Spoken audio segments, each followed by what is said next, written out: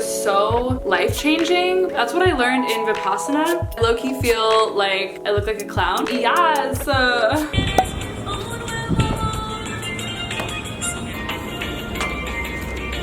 Hi guys! Welcome back to my channel. Thank you so much for being here. It means the world to me that we're hanging out again, and thank you for spending this time with me.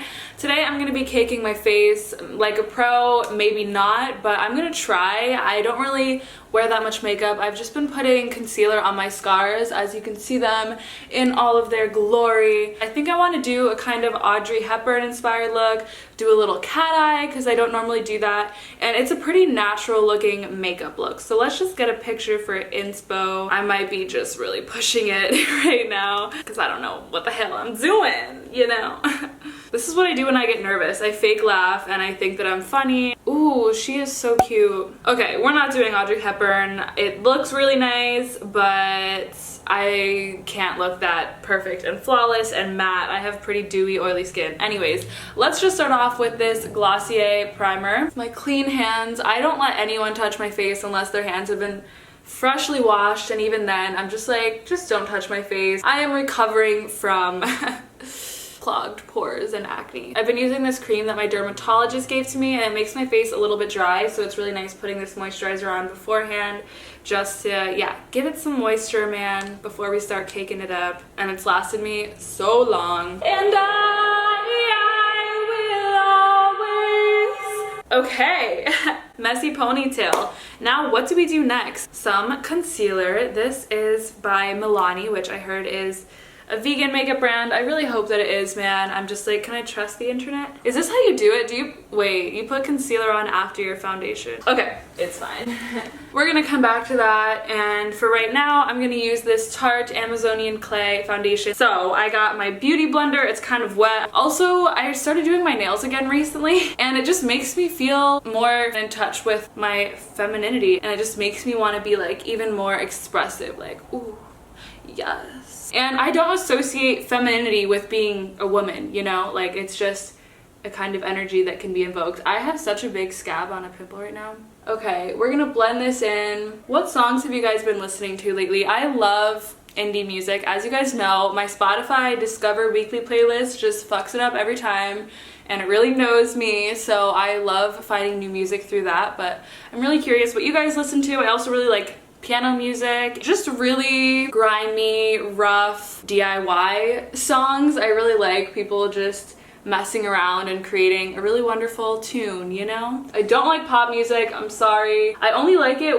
sometimes when I'm watching choreography, but let me know what your favorite song is right now. That made a really big difference, not gonna lie. I'm very dewy skinned being, okay? I started reading or listening to the Untethered Soul, which is amazing. I've gotten recommended it a lot, and it's kind of basic knowledge, and I don't want to act like I'm so spiritually evolved or anything, but it just talks about the mind and how it's always talking to us, and we have to become aware of it talking to us, and gives you tips for how to do that. I just started it, but it's really good, and I really like the analogies and the way that it's explained. But I've been using Audible, which is the sponsor of today's video. Shout out to Audible. I'm sure you guys are familiar with them, but they're a site and an app that has tons of different audiobooks and comedies and wonderful things to listen to, and I will write some of my favorite audiobooks down below, but they gave me a link for you guys to use for one free audio book, and it's www.audible.com/hitomi, or you can text Hitomi to 500 and just get yourself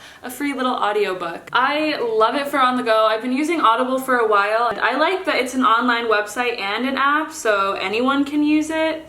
And it's just a really nice gift to give someone also, just the gift of a free book, free knowledge, a free world to enter into. And they also have news and other things as well. It's not just books. I honestly really like listening to comedy sometimes, especially when I'm sad. You know, sometimes I just don't laugh for a whole damn day, and then I can listen to a comedy and just laugh my butt off. Sometimes it's sad because I'm just like alone laughing my ass off and there's no one there to laugh with me, but it's fine, you know, it still does the job job, and I think it's really healthy to laugh. If you're a bookworm and you're busy and you miss reading, I definitely recommend Audible. You can listen to them on the go, wherever you are, just absorbing knowledge, really being opened up to a whole new world. I also love absorbing information when I'm working out, especially when I'm doing cardio, because I could listen to music, but it's just a little bit mindless. If you are into it, check out Audible, check out my link down below. It's such a gift to be able to read, and I've really been diving full force back into it because it's good for the soul, to expand the mind and open up your imagination. I'm literally just putting this concealer everywhere because I got a lot of things to conceal, apparently. But yeah, man, I'm sorry if I'm shouting at the camera also. I just project my voice. I have a really loud voice. I'm just like, hey guys! I'm sure you guys know. I'll try and talk soothingly, but when I try and talk calmly, it just sounds sexual, in my opinion. I'm like, hey, my name's Hitomi. How are you today?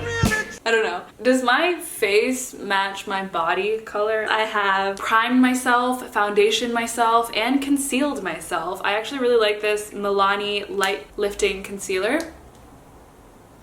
My nails are really messed up, by the way, because I did them at 2 a.m. and then I fell asleep. I put these Lisa Frank stickers on my pinky and I just think that they're so cute. I love them. I got a little sticker book of Lisa Frank stickers and I just felt amazing. So we're doing pretty good. I'm going to quickly give myself a little eyebrow. I recently got my lip wax and I go to this place to get my bikini wax and I just love it. It's just honestly a pleasant experience. I really like the woman who does my wax. That's just what I like to do down there. I don't really care for shaving my legs all the time. I do it sometimes when I feel like it and it makes them soft and I like that, but my thoughts on hair is let it grow if you want it to grow, or shave it if you want to shave it. Do whatever you want.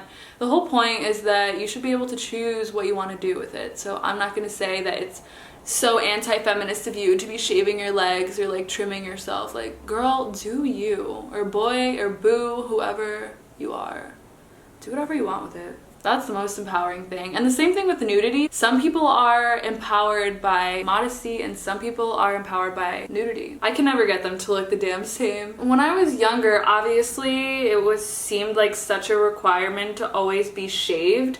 But as I got older, I realized that less and less people care about that. Everything still works the exact same whether you have hair down there or not. We don't have to be stuck in these old paradigms, these old ways of being. Anyways, I'm going to mattify my face. Hopefully this will mattify it with this Hourglass setting powder. Look how, I mean, all the makeup that I've just had forever. And I'm proud of it. I'm a cheapo.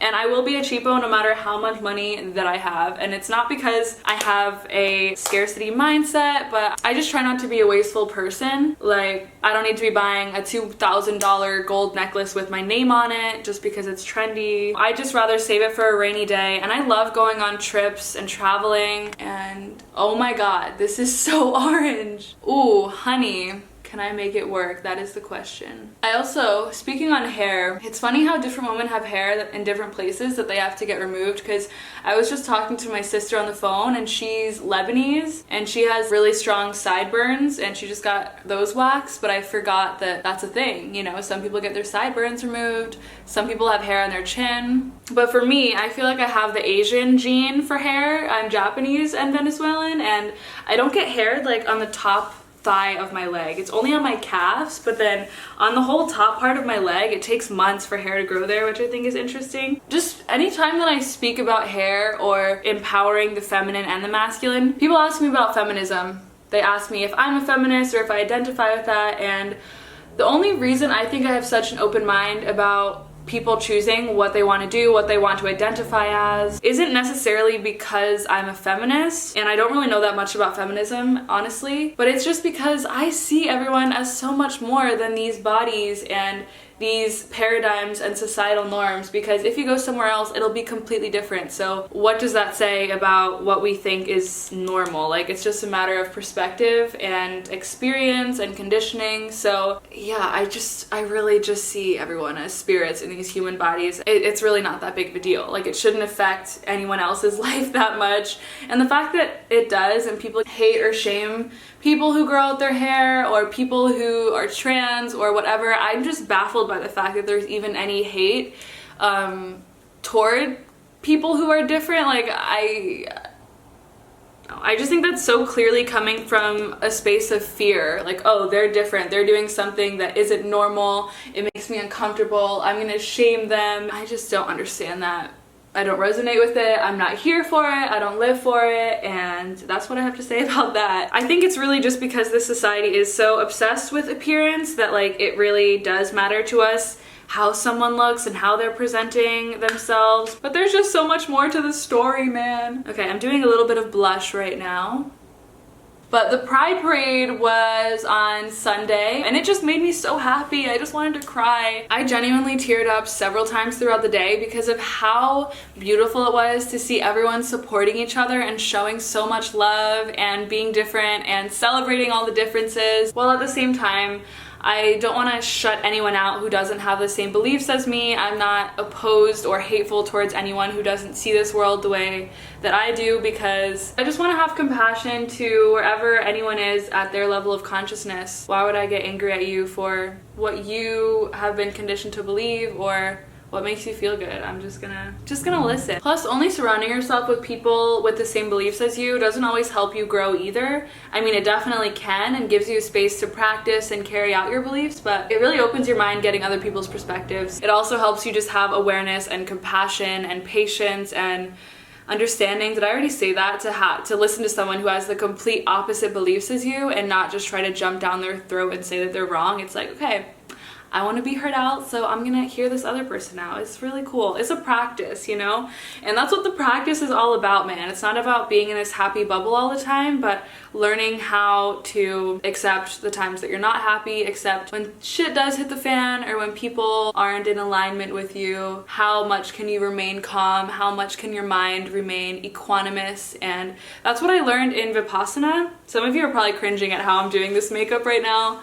I low-key feel like I look like a clown. I was just trying to look cute. But yeah, Vipassana really taught me about how to have an equanimous mind. And when you're in Vipassana, which is a 10-day silent meditation, you can also go for 3 days. It's a Buddhist-based meditation. You do not have any coping methods. Like, you get 2 meals a day, you wake up at, 5:30 a.m. or 4:30 a.m. and you start meditating by 5. You can't binge eat, you can't write down your feelings, you can't read, you can't do yoga, you can't do breath work. You only are allowed to do the Vipassana meditation practice, and that to me was so life-changing because I really could only resort back to this practice, this body scan practice, which is what Vipassana is. It's kind of like focusing on the sensations throughout your body, kind of like scanning every area of your body down and up, and sometimes the body would get super tingly, but you're not supposed to attach to any of the sensations. And it basically teaches you how to witness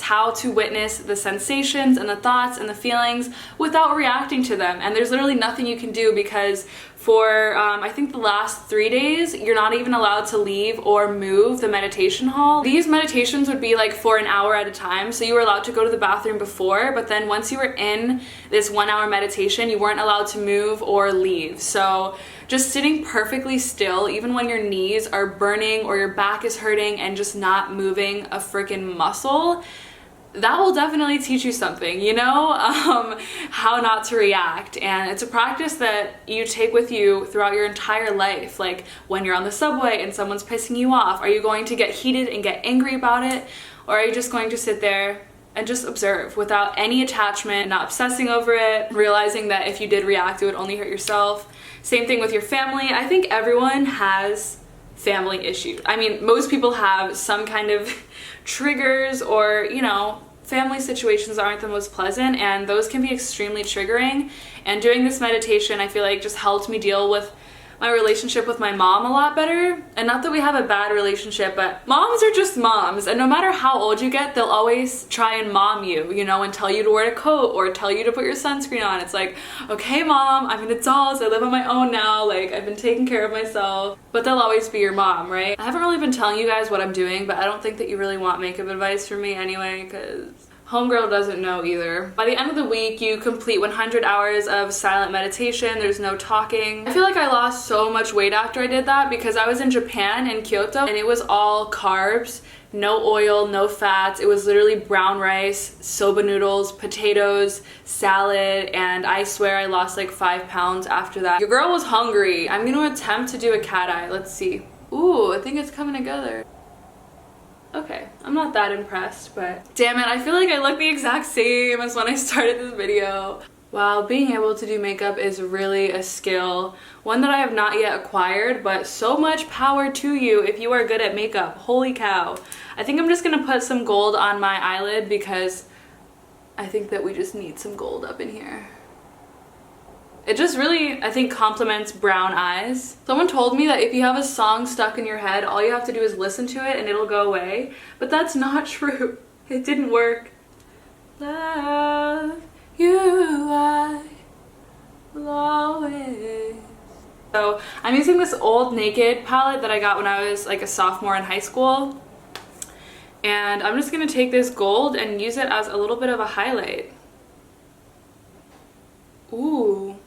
Okay, I have to curl my eyelashes, which I haven't done in forever, and I don't have mascara because my pores on my eyes, if you guys didn't know, we have pores on our eyelids, and mine are so sensitive and they like excrete an excess amount of oil or something like that, and so I'm very easily prone to styes, and I like have to massage my lower eyelids just to make sure I don't get a stye, which sounds really weird, but I just don't wear mascara because of that. I always curl my eyelashes on the subway. Like oftentimes I'm in a rush and I have to get ready and look presentable, and I'm doing it on the subway and people stare at me so intensely. They're like kind of hoping something happens but kind of hoping not. They're like in suspense, just wondering if I'm gonna rip out all of my damn eyelashes. Plus I think men are just like, what the hell is she doing with her eyes? It's kind of scary. Yes! I always get oily right here in my T-zone. This is so random. I just remembered that I loved reading sci-fi books when I was younger, and I still love sci-fi movies and anything related to that category. Thrillers, psychological thrillers, I love it. And there was this one I would read, I think it was a trilogy. They had hoverboards, the government was implanting chips into the citizens so that they couldn't leave and they were always tracked. They were like uncovering all of these secrets, but on one of the books is a picture of a woman's face, and it has this beautiful like metallic looking tattoo on it, and in the book these tattoos actually move on your face, and I would just love if that actually became a thing in the future, if someone invented some technology where tattoos could actually move on your skin and I could just have a slithering snake. And if tattoos could move, I would get one on my face. Like I would get cool spirally things like spiraling around. You know, that's one futuristic thing that I would like. Also hoverboards, and not the kinds that came out that all the Vine stars use, but hoverboards that hover in the sky. That would be so epic. Okay, I think that we're done. I'm sorry, I've been looking in the viewfinder this whole time, but it's just because my mirrors are so dirty. This is the mirror I've been looking into. Super cloudy. I'm gonna go onto my rooftop because the golden sun is out and I just feel like it'll make the golden eyeshadow that I'm wearing really nice. So let's go do that, you guys. Also, staying hydrated. Number one key to life.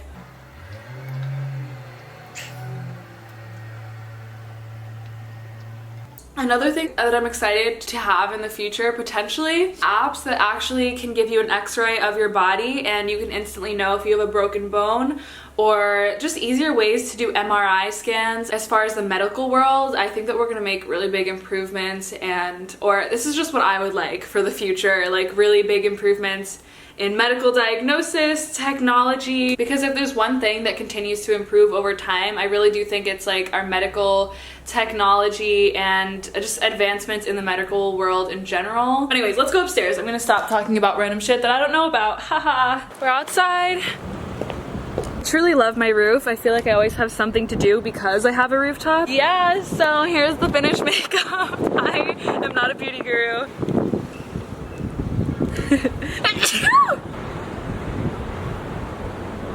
So I really like my roof because I feel like I always have something to do even when I don't have friends or any plans. I just come up here and hang out, and those are my plans, and it just makes me feel like I'm actually doing something with my life. Like, oh yeah, I had a picnic on my roof today, and it's just so pleasant. I come here at night, I watch the skyline and the sunset. I come here during the day, I edit up here, I do yoga up here. It's like such a blessing, and I'm so grateful to have rooftop access in my life.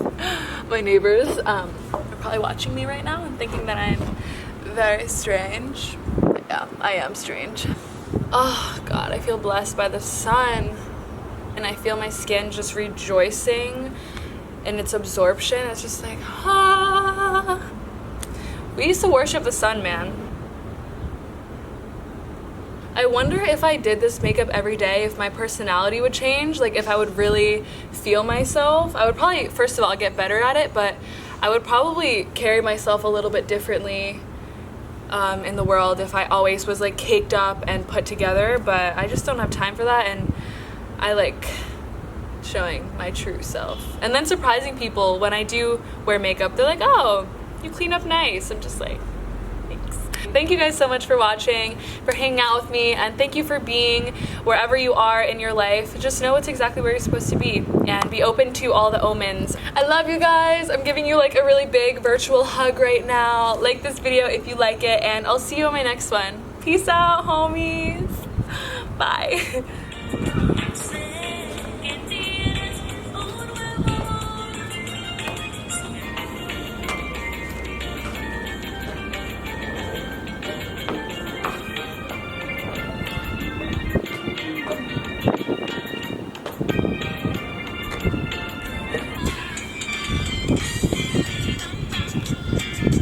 Bitty bitty bum bum.